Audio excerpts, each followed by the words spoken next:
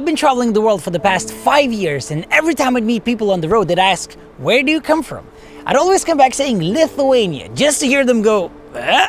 Then I would spend 15 minutes explaining what Lithuania was, that it was actually an independent country, that we had our own language, and that we weren't located on planet Mars. At some point, it became a little annoying to have to explain the same thing over and over and over and over again. So I decided to make this video where I'll tell you everything you need to know about my beautiful country, so that the next time we meet on some random mountain in the Himalayas, you'll go, "Dude, I know what Lithuania is." So without further ado, here's everything you need to know about my gorgeous little country, Lithuania.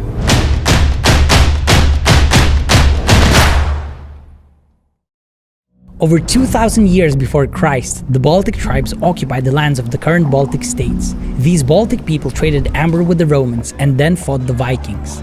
In those times, only one small tribe was known as Lithuanians, but it was this tribe that consolidated the majority of the other tribes. This process accelerated under Grand Duke Mindaugas, who became a Christian, received a crown from the Pope, and became the first and the only king of Lithuania in 1253. After his death, the Grand Duchy of Lithuania fell back to pagan ways, leading to a centuries-long conflict with the Teutonic Knights.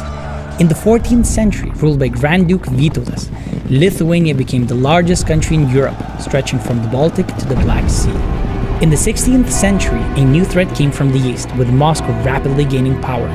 In response, Lithuania and Poland formed a Commonwealth in 1569.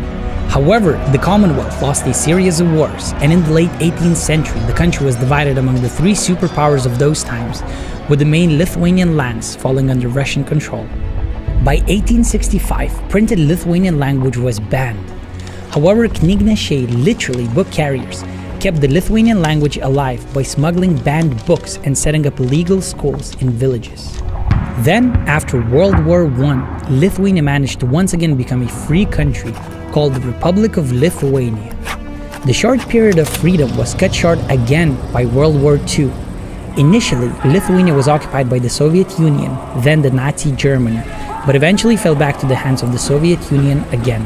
In this era, hundreds of thousands of people were killed or expelled to Siberia in cattle carriages. The Soviet occupation lasted for 45 years and only ended in 1990.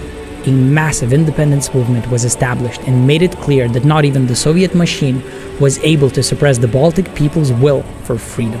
One of the biggest achievements of the independence movement was called the Baltic Way, which was a peaceful political demonstration organized in 1989, when 2 million people joined hands, forming a 600-kilometer-long human chain through the Baltic countries, thus demonstrating unity in their efforts towards freedom. Finally, on the 11th of March 1990, Lithuania became the first Soviet-controlled territory to restore independence and has been a fast-growing country for the last 28 years. In the 21st century, Lithuania has become a super fun European country that's been run by an awesome woman president for the last 9 years. She's so cool that even the President of the United States of America fights for her attention by shoving people around. Where are your manners, Donald? What's happening? We are disputably known to be the geographical center of Europe. Sorry, Poland and Ukraine, you guys haven't built a memorial for the center of Europe, so I guess we are the center now. Right here. Yes.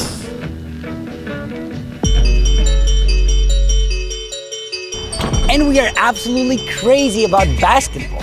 Most young kids try themselves out playing basketball, and some of them grow up to be great players, like Arvydas Sabonis, Žydrūnas Ilgauskas, and Jonas Valanciunas. Vesely, up fake, strong move! Even the Soviet Union's national basketball team at one point was comprised of 4 out of 5 Lithuanian starting players, and we are one of the only 3 teams in the world that have beat the United States at the Olympics after 1990. Foul, Odom, and the United States has lost to Lithuania. A tiny country of 3 million people no one knows about beat the United States of America at the Olympics? Oh, that must have hurt, bro. Our most famous dish is called Zeppelinai, named after a Zeppelin airship. It's these huge potato pastries with meat inside and sour cream on top. We also have vedarai, which is pig's intestine stuffed with meat and potatoes and sour cream on the side. If you're looking to gain another few extra kilos, check out Žemaičių blynai. Next level potato pancakes that are filled with meat and, yes, you guessed it, sour cream on top. Last but not least, let's not forget my personal favorite, the infamous, the legendary, the one and only, my boy Šaltibarščiai. Yes, your eyes ain't playing you. It really is a cold pink beetroot soup with dill, onions, eggs, potatoes inside, and of course, sour cream on top. Lithuania boasts 4 very distinct seasons. Autumn, when it's raining all the time. Winter, when you pray you won't freeze to death today. Spring, when the nature comes alive with the most magnificent colors. And summer, when everyone's out on the beach trying to soak up enough sun for the whole year. Spoiler alert, it never works out. Ooh, yeah! We have tons of lush forests, countless huge lakes, and magnificent coastal dunes.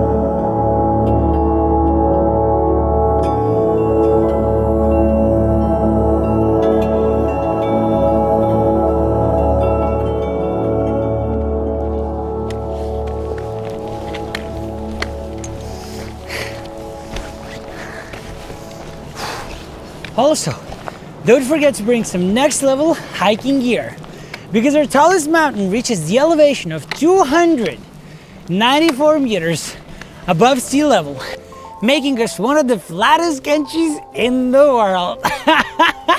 Hey, that's it. That's the highest spot in the country, right here. Snow-capped mountains, I'm above the clouds. What's happening? Oh! Let's try to make friends with the horse. We should become friends on Facebook now. I don't want to sound like I've got purple glasses on, but there are quite a few other really interesting facts about Lithuania that I thought you should know.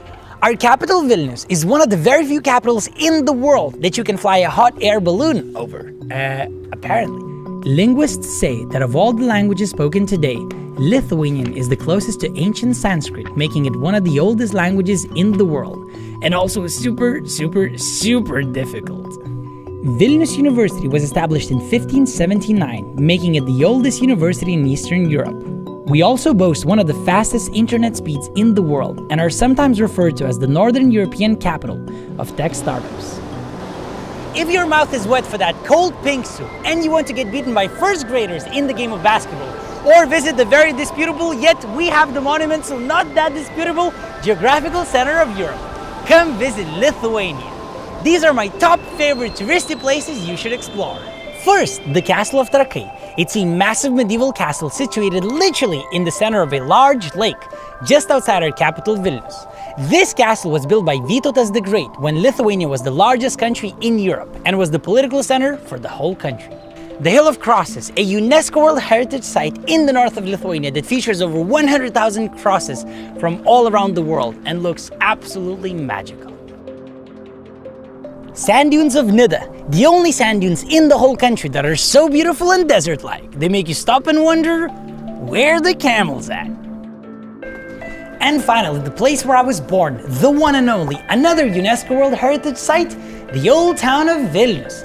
It's one of the largest surviving medieval old towns in Northern Europe that features an absolutely legendary cathedral, a gorgeous castle tower, the Hill of Three Crosses, the Republic of Užupis, and tons of other cool spots.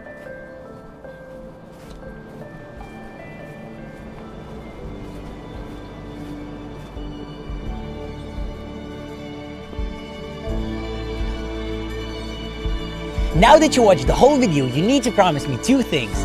First, when you meet me on some random mountain in the Himalayas, approach me and say, dude, you come from that really cool tiny country in Europe that has the best soup ever, or what? Secondly, post this video on your social media with the hashtag Šaltibarščiai and show your friends how knowledgeable you are about them tiny, gorgeous countries of the world. Thank you very much for watching the video, and stay awesome wherever you are in the world.